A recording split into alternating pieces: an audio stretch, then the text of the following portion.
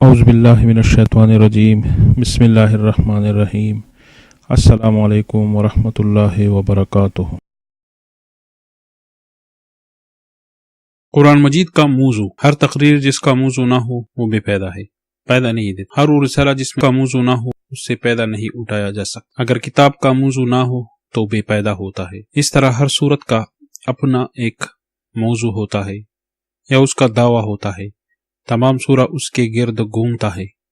سورہ ایک موضوع پر بھی مشتمل ہوتا ہے اور 2-3 موضوعات پر بھی مشتمل ہو سکتا ہے۔ قرآن مجید کا موضوع، علماء کی مختلف آراء، یہ بھی اجتہادی بات ہے۔ اول قول یہ ہے، شاہ ولی اللہ کہتے ہیں قرآن مجید کے موضوع 5 امور ہے، جسے قرآن مجید کے علوم بھی کہتے ہیں۔ اول امر یعنی امر اول، علم احکام، واجب، مباح، مکروہ، حرام۔ یہ احکام، یہ حکم ضروری ہے، یہ مستحب ہے، یہ واجب ہے، یہ مباح ہے، کرو گے تو ثواب نہیں کرتے تو گناہ نہیں، یہ مکروہ ہے، یہ حرام ہے، اجتناب کیجئے، تھوڑا حرام ہے، زیادہ حرام ہے، وغیرہ وغیرہ۔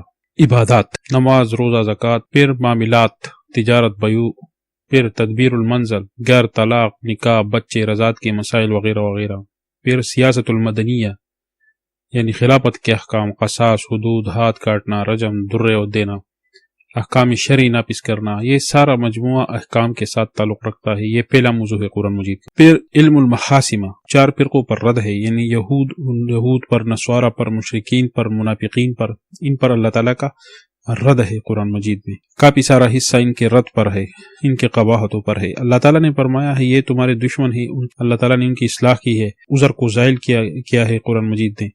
قرآن مجید جھگڑوں کا کتاب بھی ہے، ان میں یہ غلطی ہے اور یہ غلطی ہے، وہ یہ برداشت نہیں کر سکتے کہ سورہ بقرہ کو سنیں، ایسے عیوب کھل کے رکھ دیے ہیں۔ البقرہ میں صرف 50 نقصانات اور عیوب ہے۔ علم تذکیر بآلاء اللہ، اللہ تعالیٰ کی دی ہوئے نعمتیں، زمین، آسمان، رات، دن وغیرہ، یہ تم پر اللہ تعالیٰ کے انعامات جان لو۔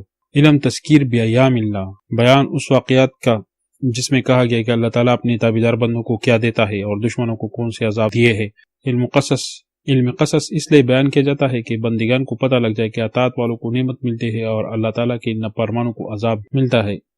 علم بالموت و ما بعد الحشر، موت آ رہا ہے، قیامت آ رہی ہے، اللہ کے پاس جانا ہے، حساب کتاب ہونا ہے، یہ شاہ ولی اللہ نے بیان کیے ہیں۔ یہ قول ثانی، موضوع قرآن مجید الجہاد فی سبیل اللہ ہے، اللہ تعالیٰ کی راہ میں جہاد کرنا، عمل بھی جہاد ہے، سیکھنا بھی جہاد ہے، بیان بھی جہاد ہے۔ مدنی سورہ میں زیادہ تر ذکر ہے، اللہ تعالیٰ کے دشمنوں سے قتال کا ذکر ہے، وہ اس کو بھی جہاد کہا گیا ہے۔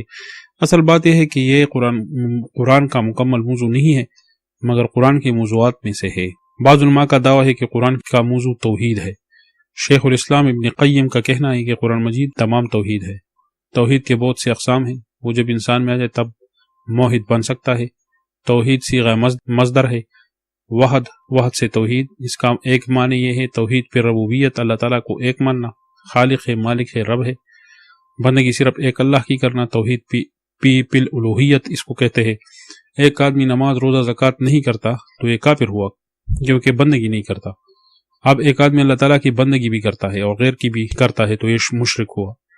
اسی طرح بندگی کرو گے تو نبی صلی اللہ علیہ وسلم کے طریقے پر کرو گے۔ اب بندگی صرف ایک ہی اللہ کی کرتے ہو مگر رسول صلی اللہ علیہ وسلم کے طریقے سے نہیں کر رہے ہو تو یہ بدعت ہے، مبتدی ہے، پھر یہ آدمی موحد نہیں ہے۔ موحد کی 3 اقسام یعنی توحید والے کی 3 اقسام، توحید پر ربوبیت،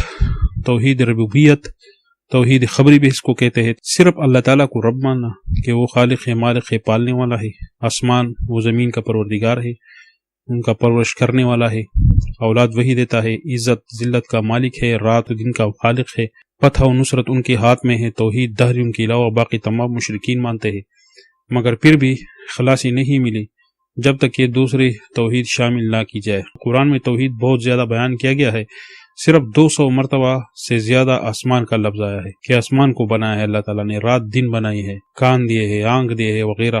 دوسری قسم توحید الوہیت ہے، اسے توحید عبادت بھی کہتے ہیں، توحید طلبی بھی کہا جاتا ہے۔ صرف ایک اللہ تعالیٰ کی عبادت، جتنا ذکر زیادہ ہو، جتنی تلاوت زیادہ ہو، جتنی نوافل زیادہ ہو، اتنی زیادہ توحید میں اضافہ ہوگا۔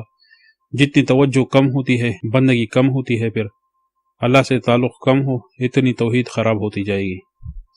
موحد اس کو کہتے ہیں جو صرف ایک اللہ کی بندگی کرے، غیر کے بارے میں اس کا یہ عقیدہ ہو کہ وہ کچھ نہیں کر سکتا اور غیر بندگی کا مستحق نہیں، اور نہ غیر کے سامنے عاجزی کرنا ہے اور نہ گڑ گڑانا ہے۔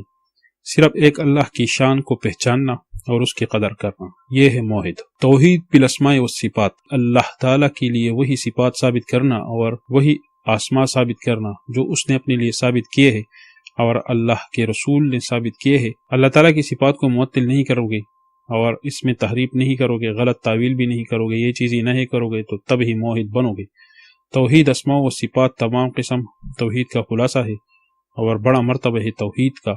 اس کو ماننا اور تسلیم کرنا اور ان اسماء حسنہ سے پیدا اٹھانا، اللہ تعالیٰ کو رحمان ماننا کہ اللہ تعالیٰ رحمت والا ہے اور رحمت کی صفت پر یقین رکھنا اور اسی کے مطابق تمہارا من بن جائے، اللہ تعالیٰ مہربان ہے، اللہ تعالیٰ سے امید بن جائے تو تم توحید کے اعلیٰ درجے تک پہنچ گئے۔ اللہ جبار ہے، قہار ہے، یہ صفات تم نے دل سے مان لیے، تم ڈر گئے، اللہ تعالیٰ کا خوف دل میں پیدا ہوا تو یہ توحید سے تم نے فائدہ اٹھایا۔ اسماء و صفات میں سیر کرنا، اس سے مزہ و لطف اٹھانا۔ توحید بالتشریح یا توحید بالحاکمیت، قانون سازی صرف اللہ کی ہے، الحکم للہ، جمہوریت کفر ہے کہ حاکمیت عوام کی ہے، اس میں قانون ساز عوام کو کہنے سے انسان کافر ہو جاتا ہے باقاعدہ۔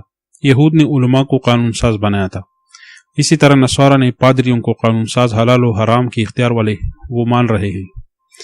ایک طبقہ کاریگر طبقے کو قانون ساز مانتا ہے، یعنی ایک ایسا بھی ہے۔ تو یہ قرآن کا موضوع ہے، یا تو قرآن میں اللہ تعالیٰ اللہ کی عبادت کی باتیں ہوگی، یا اللہ کی عظمت کی باتیں ہوگی، یا اللہ کے اسماء و صفات کی باتیں ہوگی، یا اللہ تعالیٰ کی حاکمیت کی باتیں ہوگی۔ جو قصص ہوں گے وہ اس سے متعلق ہی ہوں گے، جو وعد و وعید ہوں گے، جو عبادات ہوں گے وہ اس سے متعلق ہی ہوں گے۔ قرآن مجید کا مقصد یہ بھی ہے دعوت خلق الی عباد اللہ، کہ لوگ اللہ کی عبادت کی طرف آ جائے۔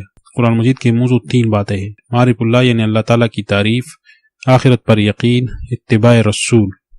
تو یعنی توحید، معاد اور رسالت۔ توحید ہو گیا اللہ کا پہچان، معاد ہو گیا آخرت کی باتیں، آخرت پر یقین، رسالت محمد صلی اللہ علیہ وآلہ وسلم کی نبوت پر یقین۔